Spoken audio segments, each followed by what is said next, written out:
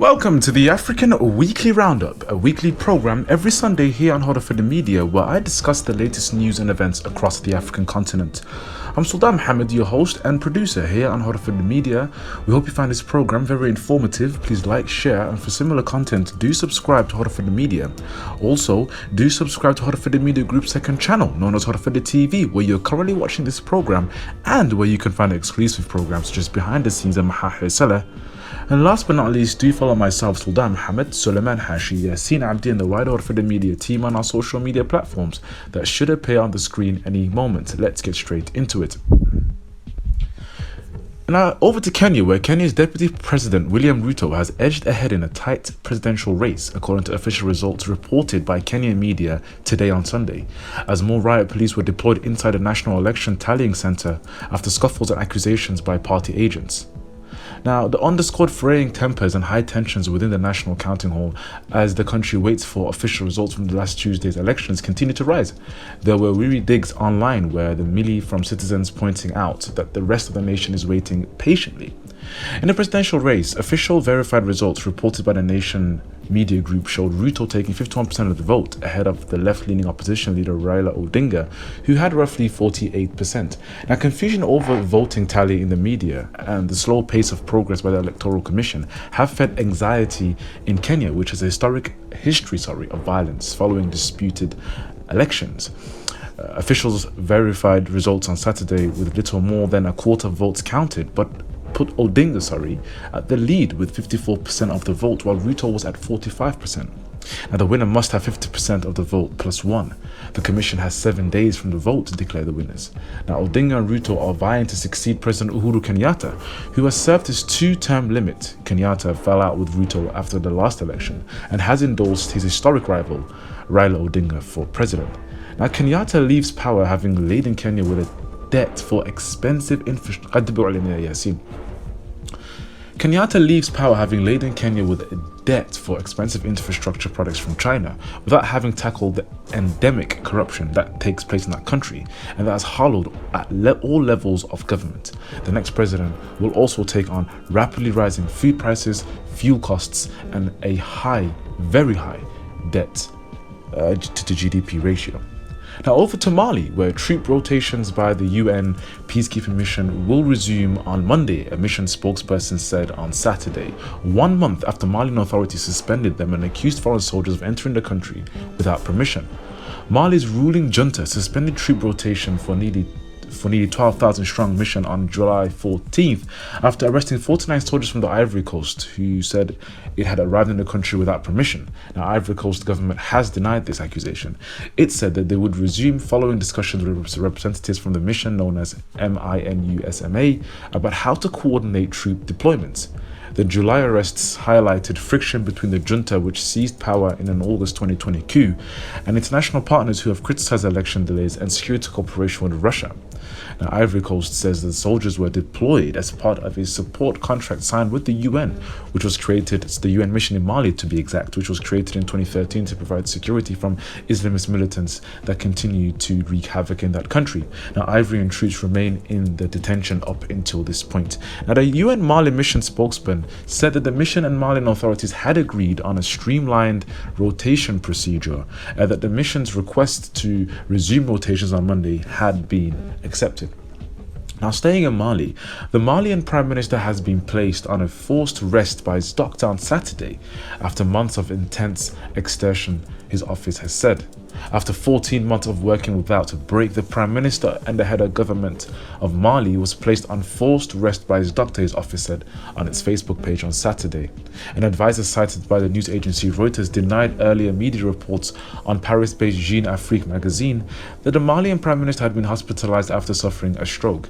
Now, Mali's ruling military government named the former opposition leader as Prime Minister of the transitional government it leads since June of last year after a military coup in August 2020. Now, Mayaga to be exact, has been one of the government's most outspoken voices in repeated public arguments with West African neighbors and international partners who have criticized its military cooperation with Russian mercenaries and repeated election delays. ECOWAS, West Africa's main political and economic bloc, has been pressing Mali and the Malian government to respect its commitments to hold presidential and legislative elections following an August 2020 military coup. The new leadership has promised to organize democratic elections by 2024, and the Malian Prime Minister repeatedly condemned France for its abandonment, I quote this, of Mali in its conflict against armed groups in the country, which has been in the epicenter of a bloody 10-year campaign by armed groups in the region. Now over to Somalia and the self-declared independent Somaliland region. Clashes between security forces and protesters in the self-declared Somaliland region over an alleged attempt to delay presidential elections have turned quite deadly this week, according to a regional leader and senior police officials in the Somalia's breakaway region. At least 5 people have been killed and 100 more injured, according to the breakaway region's president Musa Bihi Abdi in a statement he released on Facebook on Thursday and in a televised speech. Now the president's current term ends in November, but the opposition suspects Abdi wants to delay the election and accuses him of seeking an extension of his term through the upper house or the Council of Elders that acts as the de facto parliament in Somaliland. Now, the footage circulated on social media showed police officers firing live bullets at civilians and unarmed protesters, which resulted in a number of deaths and dozens being injured. Somalia's federal government, led by President Hassan Sheikh Mohamud and Prime Minister Hamza Abdi Barre, have expressed concern regarding events in the breakaway Somaliland region and have requested to be a part of the peace process. However, it is highly unlikely that Hargeisa would take much notice, as it considers itself an independent country from the rest of Somalia since the mid-1990s. Now, in a statement on Thursday, 6 foreign diplomatic missions, including the US Embassy in Mogadishu, UK in Somalia, and the European Union delegation to Somalia, have condemned events in Somaliland and what they called excessive use of force during these demonstrations. Now over to neighboring Ethiopia, where Ethiopia has completed the 3rd filling of its mega dam reservoir in the Blue Nile, according to Prime Minister Abiy Ahmed, a development that could raise further tensions in downstream neighbors Egypt and Sudan.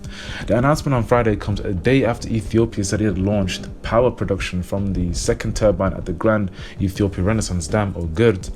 The enormous $4.2 billion dam has been at the center of a regional dispute ever since Ethiopia broke ground on the mega project in 2011. Now, Egypt and Sudan view the dam as a threat because of their dependence on the Nile River waters, while Ethiopia deems the dam essential for domestic electrification and development. Egypt, which depends on the Nile for about 97% of its irrigation and drinking water, last month protested Ethiopia's planned 3rd filling of the dam to the UN Security Council. Now, Addis Ababa contends the dam as essential, saying it will enable the distribution of electricity to its population of more than 110 million people. And the Renaissance Dam is also the centerpiece of Ethiopia's bid to become Africa's biggest power exporter, with a projected capacity of 6,500 megawatts.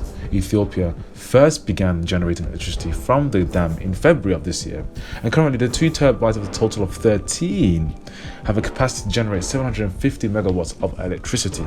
Now, the Nile, which at some 6,000 kilometers is one of the longest rivers in the world and is an essential source of water and electricity for dozens of countries in East and North Africa. The Nile Basin river system flows through 11 countries. The Blue Nile and the White Nile merge in Sudan before flowing into Egypt and onto the Mediterranean Sea. Now, Egyptian President Abdel Fattah al-Sisi warned Ethiopia earlier this year that his government would not tolerate any moves that would reduce Egypt's share of water from the Nile. Sudan hoped the project would regulate annual flooding, but fears its dams would be harmed if there is no agreement on the dam operation with Ethiopia. And finally, over to Sierra Leone in West Africa, where at least 6 protesters and 6 police officers were killed as anti-government protests ravaged the country and turned violent, according to officials and local reports. Hundreds of people took to the streets on Wednesday in a public display of anger over economic conditions in the country and to protest the perceived failure by the government to cushion the effect of rising prices as inflation soars across the globe. 2 police officers were killed in Freetown, the capital, 3 in the northern town of Kamakiwa, and 1 in the northern city of Makini, according to police in Sierra Leone. Now, these information could not be independently verified, and deadly unrest is uncommon for Sierra Leone, especially in the West African country's capital, Freetown. Relative calm returned to the city on Thursday after a nationwide curfew was imposed.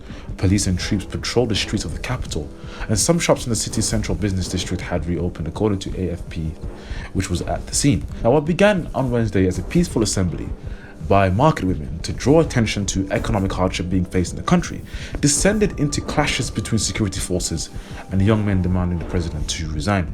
Several police stations were burned down and vandalized around the country, it said, according to the government, that is. And the government also announced that it had put in place mechanisms to monitor social media and warn the public against spreading incendiary information or disinformation, to destabilize the state. The internet was cut for 2 hours on Wednesday and again overnight, according to Internet Observatory NetBlocks.